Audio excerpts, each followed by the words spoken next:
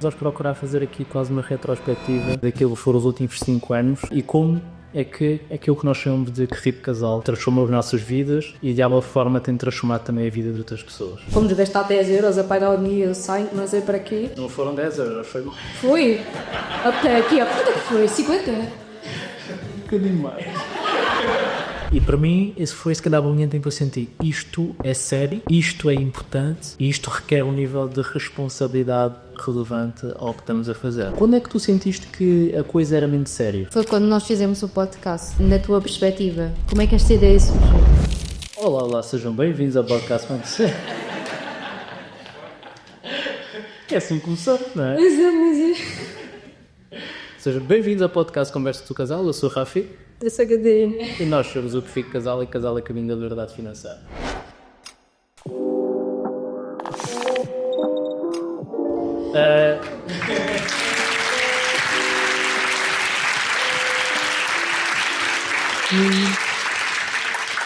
E hoje vai ser um episódio diferente, vai ser um episódio com plateia, como vocês já viram.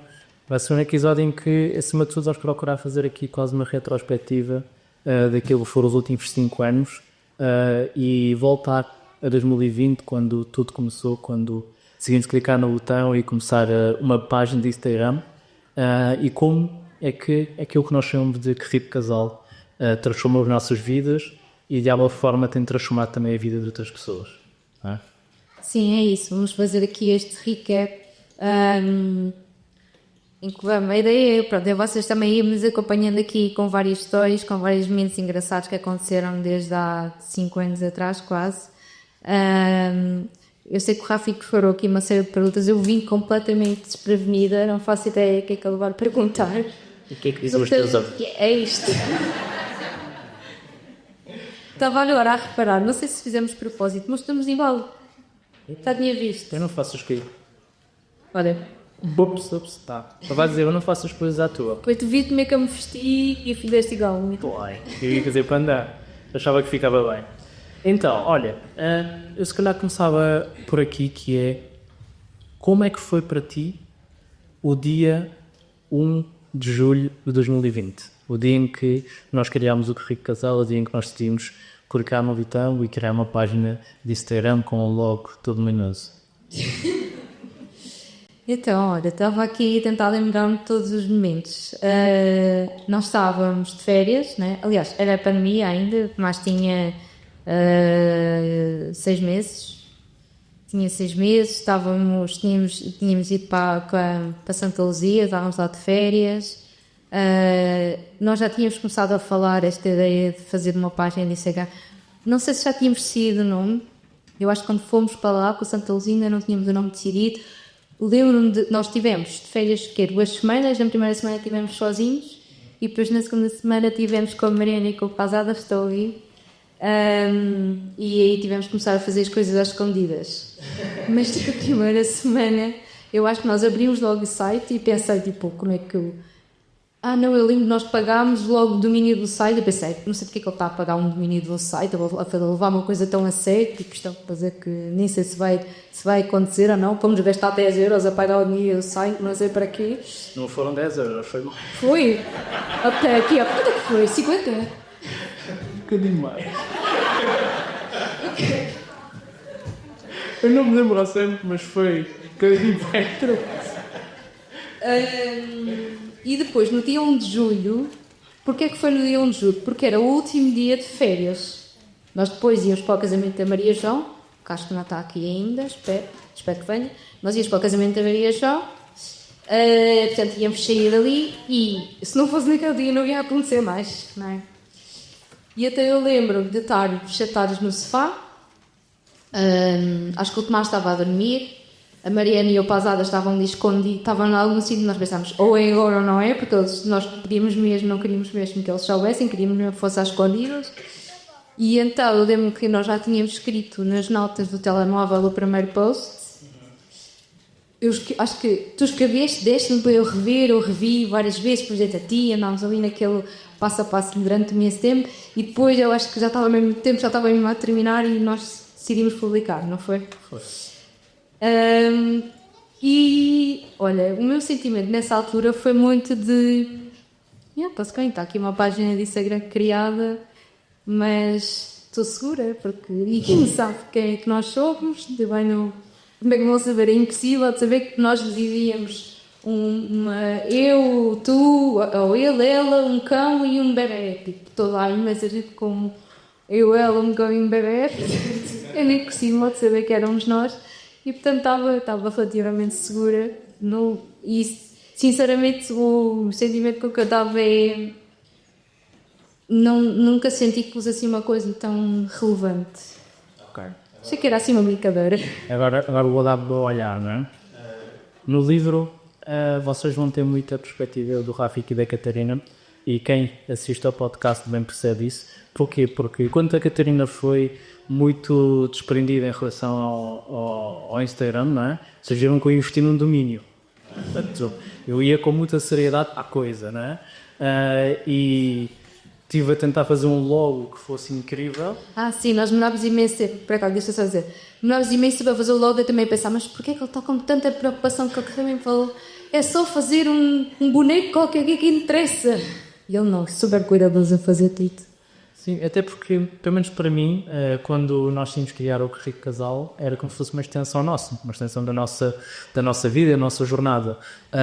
E para mim, pelo menos era relevante que eu tivesse algum cuidado, nem que se fosse na eventualidade de alguém nos descobrir. Não é? Imagina alguém descobrir aquilo ser uma porcaria.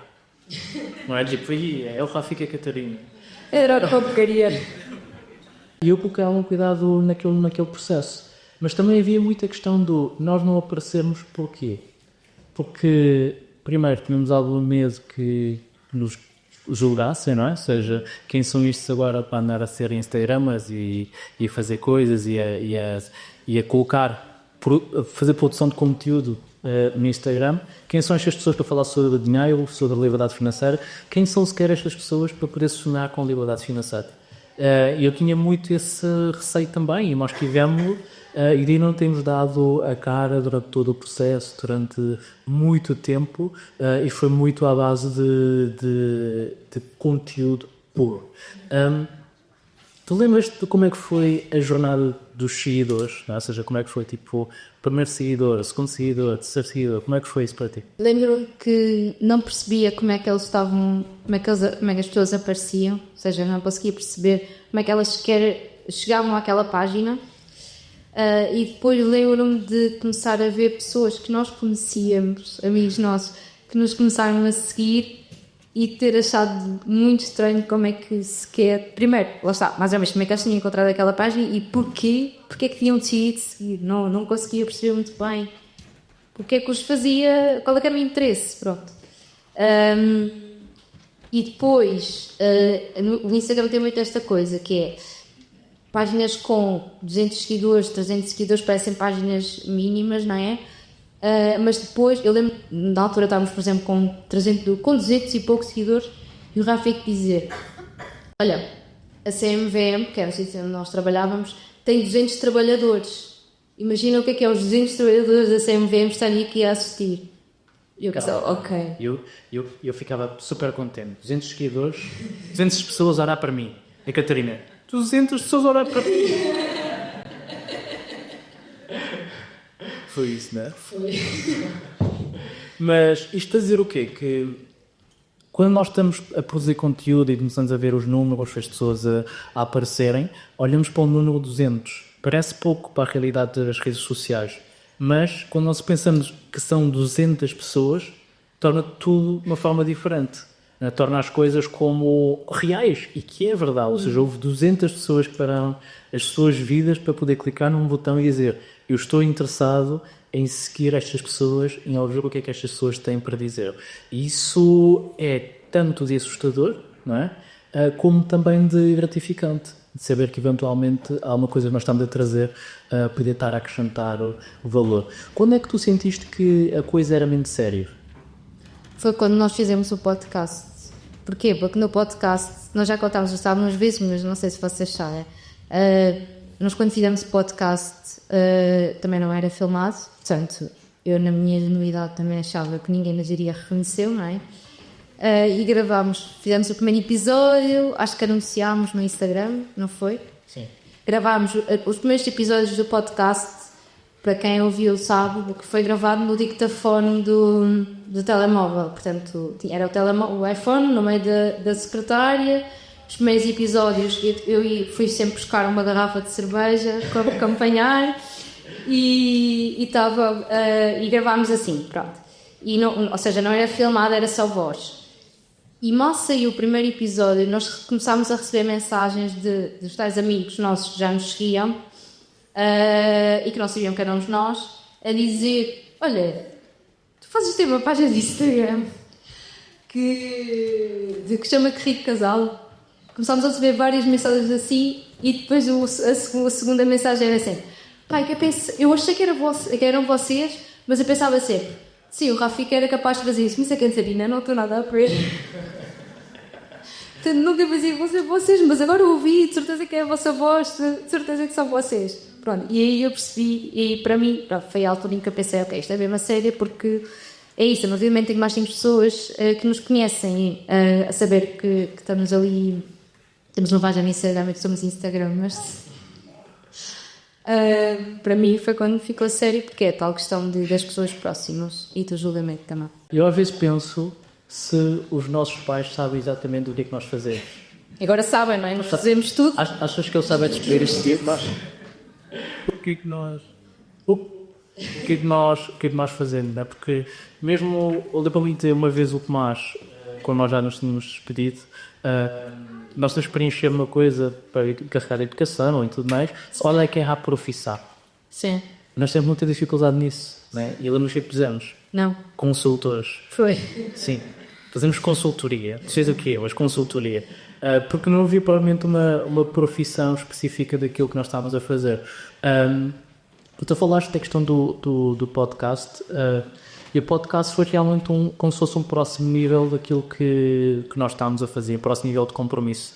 E o podcast tem uma coisa muito interessante, que é: nós estamos a falar, os dois sozinhos. Hoje, felizmente, não estamos sozinhos, temos aqui mais pessoas, mas não sabemos a quem é que vai chegar a mensagem.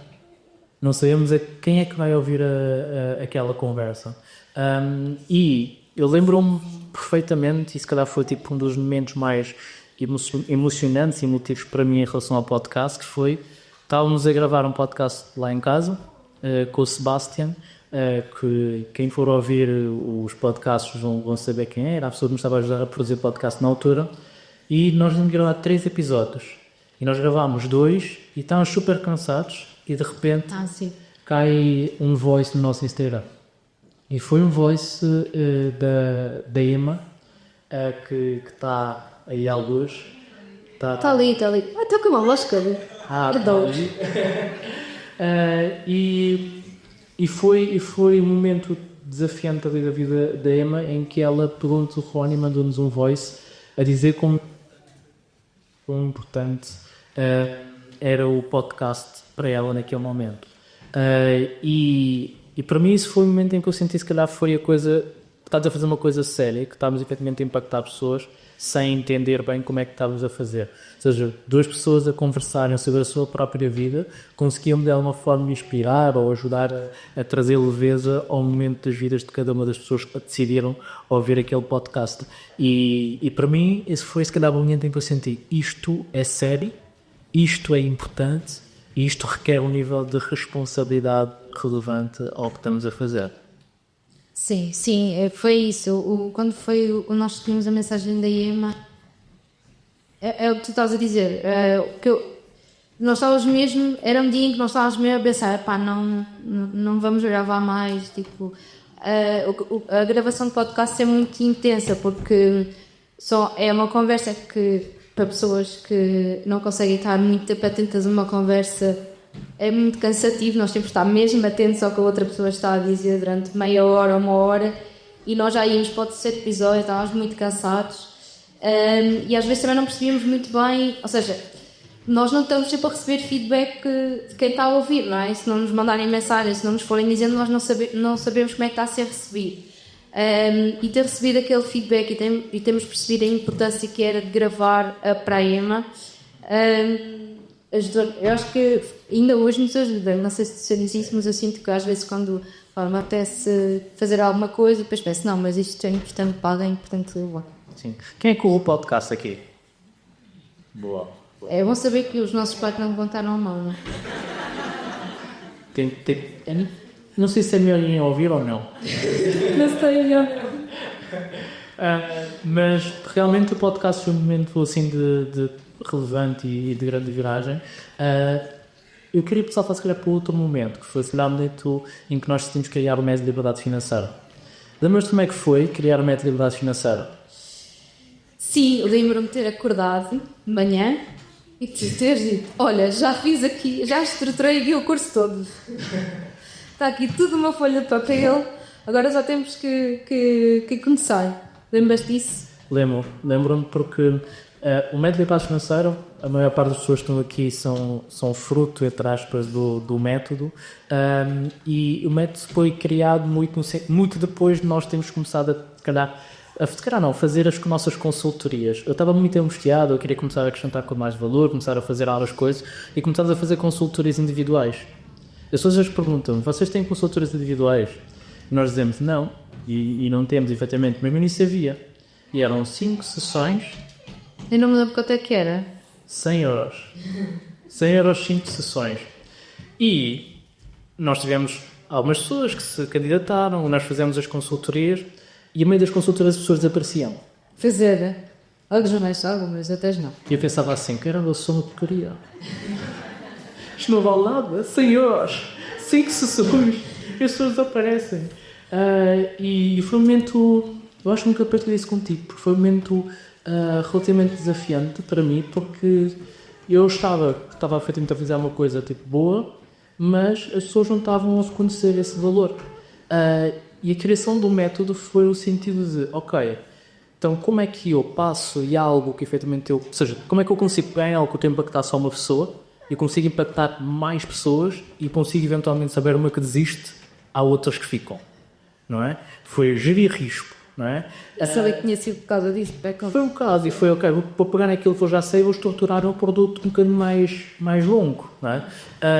E nós fizemos o primeiro lançamento do método de liberdade financeira sozinhos, não é? Foi Estás a olhar a vida da Leonor.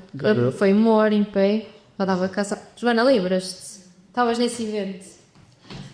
Eu lembro-me, estava no final a dizer, malta, eu estou grávida, tenho que me sentar. Porque a Joana foi de nossa primeira turma. Sim. Não é? E foi uma turma em que entraram 8 pessoas. Sim. 8 pessoas, se não me engano. E eu lembro-me de ligar ali para o Pasadas e a dizer assim, só entraram 8 pessoas, estou-me a dar triste. E passado 10 turmas, né, vamos para a 11ª, a última teve 350 pessoas. Não é? Então...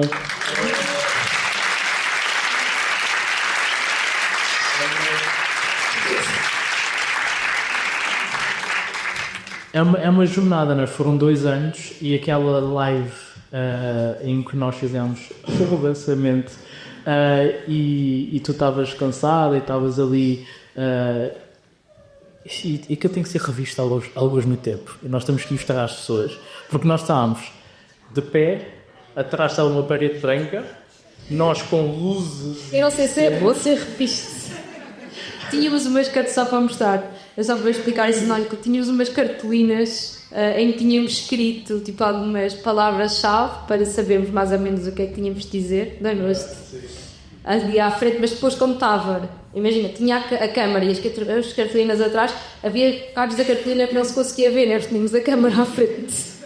Opa, os bastidores daquilo foi engraçado, foi engraçado. Sim. E eu vou lançamento também que acho que foi o segundo da segunda turma. Quem está aqui da segunda turma? Não é Catarina, Isabel e Emma. Isso. E nós estávamos a fazer a live, de repente a Leonor já tinha nascido e estava ali a chorar. E eu ria-se a Emma está a capa, não? Não. Acho que ainda não chorou. Não está. Estava a recair com ela no quarto. E começou-se a ouvir a chorar na live. Sim. E nós em pânico porque nos comentários faziam assim, ouve-se um bebê a chorar. E nós tipo... continuar a aula, não sei o quê. A Catarina em pânico. Não, felizmente aquilo não começou a chorar, eu desliguei totalmente. E temos tipo uma parte de testemunhos. Ela desapareceu um bocadinho, foi lá ver o que é que se passava. E depois, acho que ainda voltaste a tempo depois dos testemunhos, mas todos os desafios por trás, não é? Para hoje estamos com uma equipa, estamos com pessoas que nos ajudam em todo o processo, estamos com uma equipa de suporte. É bom reviver isso, é bom olhar para trás, porque acredito que alguns de vocês que nos estejam aqui a ouvir e a ver também têm os vossos projetos, têm as vossas coisas que vocês querem iniciar e às vezes querem que seja perfeito e comece logo grande, não é? Sim, e a verdade acho que precisava voltar mais no lançamento, desculpa. Okay. Foi mentira. Eu não sei se foi na turma Nutella, Ana, tu és da outra, Ana, és da 4. Não sei, no Gonçalo, tu deves lembrar-te, foi também, quando nós disparámos os confetis. Fui qual? Acho que a gente tinha nome, é isso? Hã? Temos nome para todas as turmas. Então é.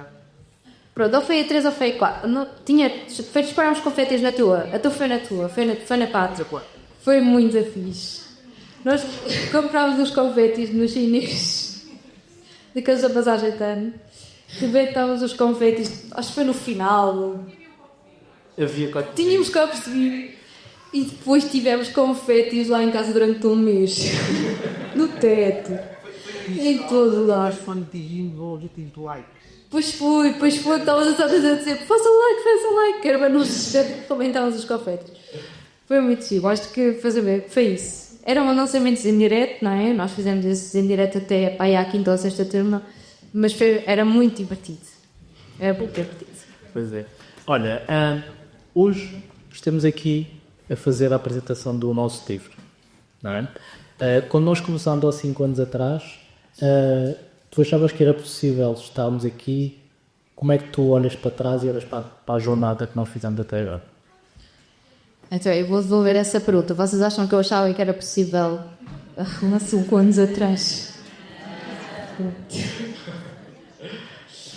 Não, nunca pensei sequer que fôssemos escrever um livro, obviamente. Mesmo quando, nas primeiras vezes, como é que começou? A nossa relação aqui com a Self, está aqui o António e a Carla, foi por causa de um livro que eles nos enviaram, porque eu também nunca percebi como é que eles foram dar ao nosso perfil de Instagram e enviar-nos um livro, mas pronto, eles lá achavam que nós éramos pessoas dignas de receber um livro. Foi a primeira coisa grátis que nós recebemos como rico casal. Foi. E depois o Rafi teve a ideia de convidar a Carla para ir lá gravar um episódio sobre o livro. E pensei assim, se este pessoal manda coisas grátis, nós somos os primeiros a receber. Agora acolhê-los bem, não é neles. Eles são fixe.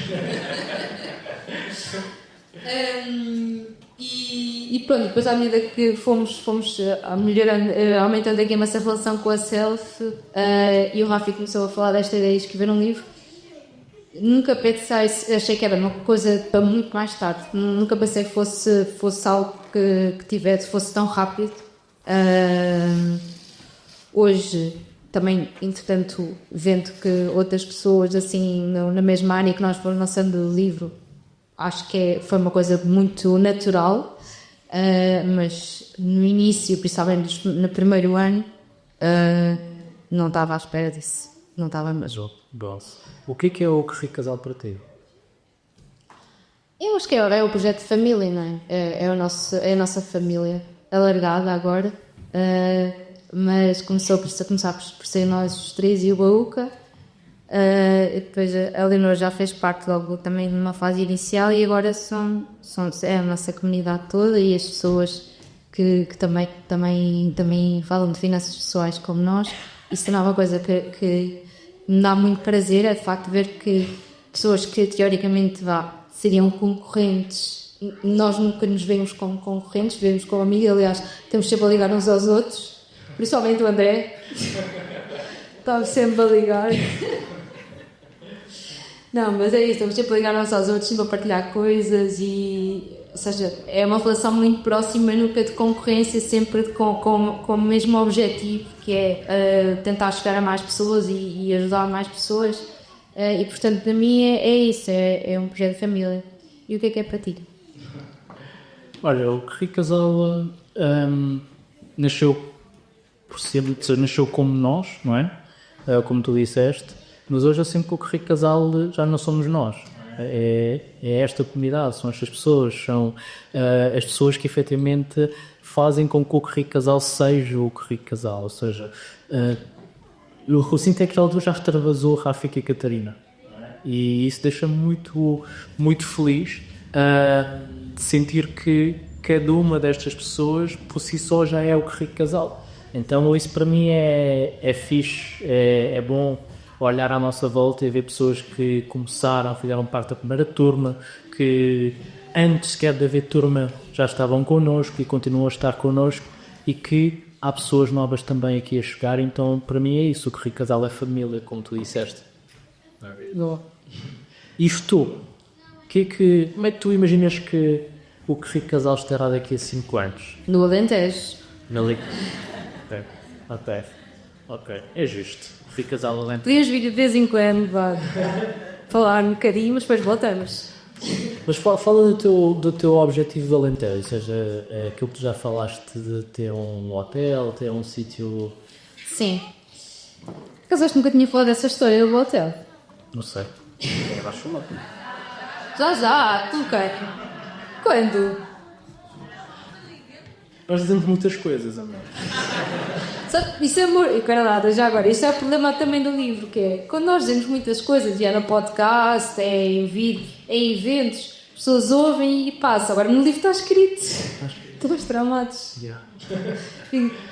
Não, mas pronto, o tal é que era aqui, inicialmente, pronto, o nosso objetivo sempre foi, de facto, viver no Alentejo, ou o ano inteiro, ou partes do ano, sempre foi e continua a ser ter uma casa no Alentejo, e com, de preferência com oliveiras, não é? Porque gostamos muito de oliveiras, e também porque o azeite está caro, mas nós depois, por causa disso também gostamos muito de visitar o Alentejo, e vamos estando em hotéis, não é? Porque não temos ainda a nossa casa. E já tivemos assim hotéis mais pequeninos, de 20 quartos, em que de facto pensamos, isto realmente pode ser uma coisa engraçada. Olha, temos aqui temos a nossa casa, mas ao mesmo tempo temos aqui um conjunto de quartos que trazem mais pessoas, em que nós podemos acolher essas pessoas, podemos conviver com elas, não tem aquela questão tanto do isolamento de se vivêssemos sozinhos. Temos aqui uma forma de ir trazendo pessoas e ir convivendo com elas e ir servindo essas pessoas, e dar-lhes a calma que nós também sentimos quando estamos no Alentejo, não é? A ideia foi muito essa. Acho que começou, confesso, quando uma vez falei com a Filipa sobre ter uma casa fora de Lisboa, e ela também falou disso, dizia que também gostava de ter uma casa com mais quartos, para ter um bocadinho para combater essa questão do isolamento, mas também porque era uma coisa engraçada ter ali um pequenino hotel. E depois, à medida que nós fomos para o Alentejo, fomos visitar assim vários hotéis, achámos que seria interessante, é uma coisa que nós gostamos de estar com mais pessoas, a questão de facto de servi-las, não é? E portanto o projeto modificou um bocadinho nessa perspectiva. Acho que melhorou. Sim. E as pessoas da comunidade depois terão desconto. Sim. É assim, olha, estamos a chegar aqui ao fim do nosso podcast. Espero que tenhas gostado da entrevista. Desculpa interromper o teu episódio, mas reparámos em algo que nos surpreendeu. Existe uma parte das pessoas que ouvem o podcast de forma regular, semana após semana, mas que ainda não subscreveram o podcast. E queríamos fazer um acordo contigo. Se subscreveres o podcast, nós prometemos que vamos fazer o nosso melhor para melhorar o podcast, trazer os melhores convidados e entregar-te ainda mais valor. Esse teu simples gesto faz muita, muita, muita diferença no nosso trabalho. Vais fazê-lo? Muito obrigado. O que é que eu queria dizer aqui no final? Acima de tudo, expressar se calhar um sentimento de gratidão muito grande, porque quando nós começámos isto não foi em 2000, não foi 2020, foi antes, quando nós começámos a cuidar do nosso dinheiro, ou quando começámos a pensar que queríamos ser financeiramente livres, e de alguma forma fomos com um objetivo egoísta, né, de partilhar a nossa jornada, mas mais no sentido de nos mantermos comprometidos com a nossa jornada, se houvesse mais pessoas a seguir, se tivéssemos mais olhos a acompanhar.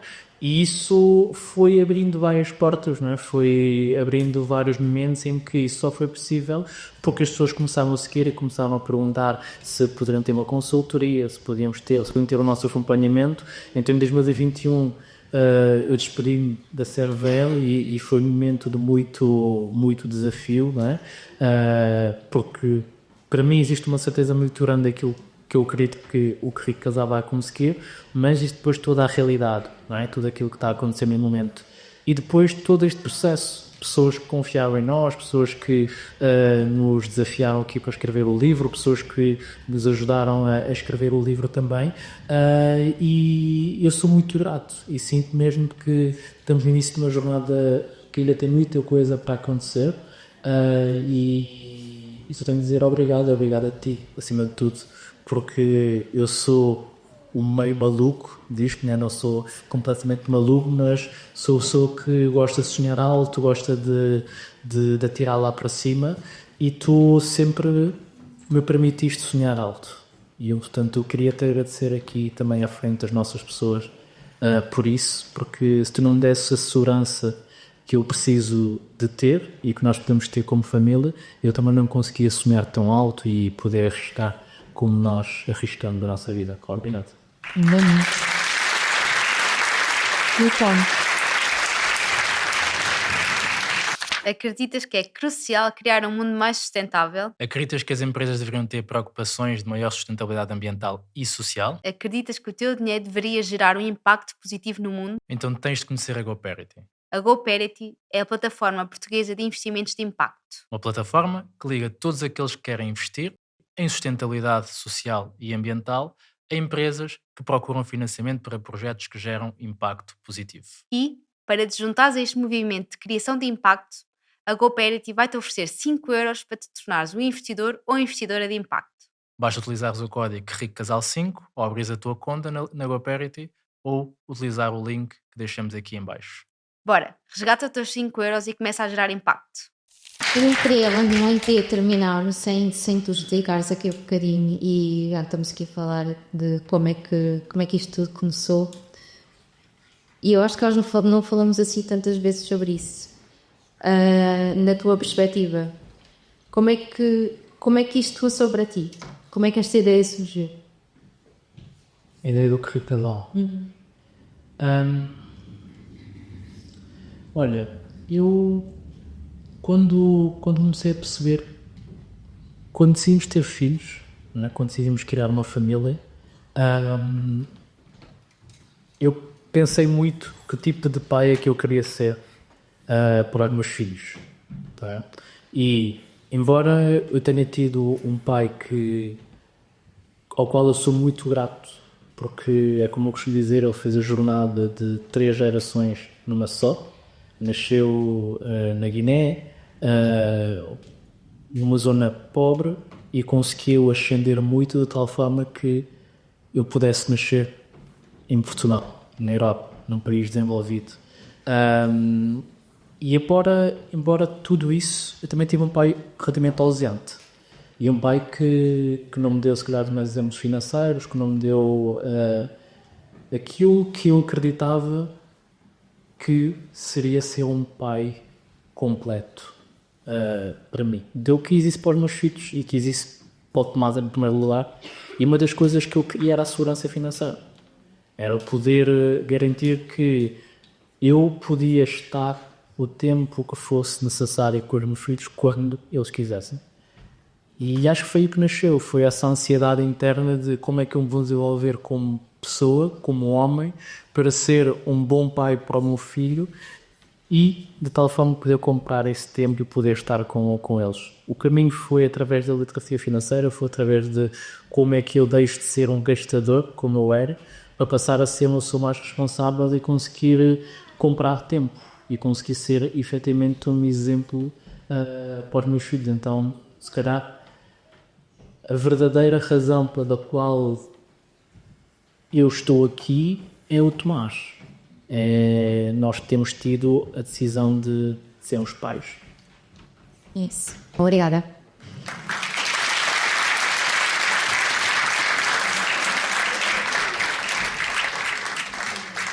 A Leonor que fez xixi.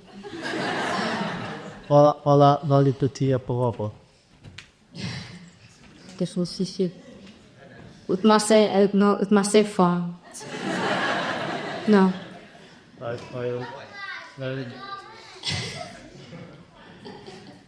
Bem, fechamos?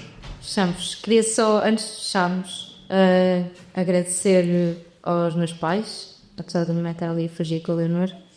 Agradecer aos meus pais por também me terem permitido hoje estar aqui, terem-me educado de forma a eu perceber que não é por eu ser tímida ou por ter medo de falar à frente das pessoas que não tenho de o fazer. E isso é muito da educação dos meus pais.